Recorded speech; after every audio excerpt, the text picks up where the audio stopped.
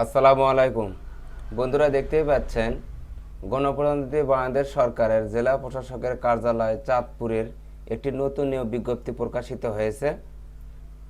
আপনি যদি চ্যানেলে নতুন হয়ে থাকেন তাহলে ভিডিওটিতে একটি লাইক দিয়ে রাখুন ও চ্যানেলটি সাবস্ক্রাইব করে রাখুন, যাতে করে আপনার এলাকার জেলা প্রশাসকের কার্যালয়ের নতুন নিয়োগ বিজ্ঞপ্তি প্রকাশিত হলে সবার আগে যেন আপনি দেখতে পারেন।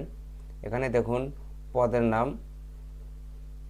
গাড়ি চালক, পদের সংখ্যা 8টি, বেতন গ্রেড 16 অনুযায়ী 9,300 থেকে 22,490 টাকা পর্যন্ত। শিক্ষাগত যোগ্যতা যে কোনো স্বীকৃতি বোর্ড হতে জুনিয়র স্কুল সার্টিফিকেট বা সমমানের পরীক্ষায় উত্তীর্ণ হতে হবে। বাংলাদেশ সড়ক পরিবহন কর্তৃপক্ষ কর্তৃক ইস্যুকৃত লাইসেন্স সহ যানবাহন চালনায় পারদর্শী হতে হবে। আবেদন ফরম পূরণ এবং পরীক্ষায় অংশগ্রহণের ক্ষেত্রে নিম্ন বর্ণিত শর্তাবলী অবশ্যই অনুসরণ করতে হবে। প্রার্থীর বয়স 18 হতে 30 বছরের মধ্যে হতে হবে। তবে বীর মুক্তিযোদ্ধা, শহীদ বীর মুক্তিযোদ্ধার সন্তান এবং শারীরিক প্রতিবন্ধীর ক্ষেত্রে সরকারি বিধি অনুযায়ী সর্বোচ্চ 32 বছর শিথিলযোগ্য। এরপর দেখুন অনলাইনে আবেদনপত্র পূরণ সংক্রান্ত নিয়মাবলী ও শর্তাবলী। পরীক্ষায় অংশগ্রহণে ইচ্ছুক ব্যক্তি http://dc.chatpur.teletalk.com বিডিএ ওয়েবসাইটে আবেদনপত্র পূরণ করতে পারবেন।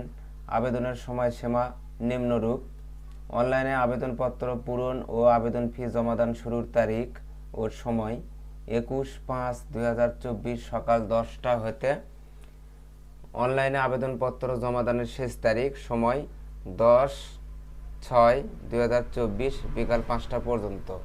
অর্থাৎ 21শে মে থেকে শুরু হবে সকাল 10টা হতে এবং শেষ হবে 10শে জুন বিকাল 5টা পর্যন্ত। উক্ত সময়সীমার মধ্যে ইউজার আইডি প্রাপ্ত প্রার্থীগণ অনলাইনে আবেদনপত্র সাবমিটের সময় থেকে 72 ঘন্টার মধ্যে টেলিটক প্রিপেইড মোবাইল SMS এর মাধ্যমে পরীক্ষার ফি জমা দিতে পারবেন। অনলাইনে আবেদনপত্রে প্রার্থী তার স্বাক্ষর দৈর্ঘ্য 300, প্রস্থ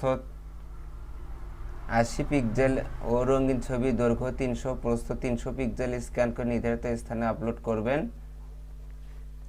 SMS প্রেরণের নিয়মাবলী ও পরীক্ষার ফি প্রদান। অ্যাপ্লিকেন্টস কপিতে একটি ইউজার আইডি দেওয়া থাকবে এবং ইউজার আইডি ব্যবহার করে প্রার্থী নিম্নোক্ত পদ্ধতিতে যে কোনো টেলিটক প্রিপেইড মোবাইল নম্বরের মাধ্যমে 2টি SMS করে পরীক্ষার ফি বাবদ 200 টাকা, অনলাইন ফি, টেলিটকের সার্ভিস চার্জ বাবদ 23 টাকা অফেরতযোগ্য, মোট 223 টাকা 72 ঘন্টার মধ্যে জমা দেবেন। এখানে বিশেষভাবে উল্লেখ্য যে অনলাইনে আবেদনপত্রের সকল অংশ পূরণ করে সাবমিট করা হলেও পরীক্ষার ফি জমা না দেওয়া পর্যন্ত অনলাইনে আবেদন কোনো অবস্থাতেই গৃহীত হবে না। আবেদনকারীকে জন্মসূত্রে বাংলাদেশের স্থায়ী নাগরিক হতে হবে ও চাঁদপুর জেলার স্থায়ী বাসিন্দা হতে হবে।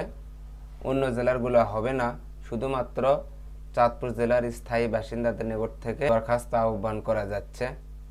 আপনি যদি এই চ্যানেলে নতুন হয়ে থাকেন তাহলে ভিডিওটিতে একটি লাইক দিয়ে রাখুন ও চ্যানেলটি সাবস্ক্রাইব করে রাখুন।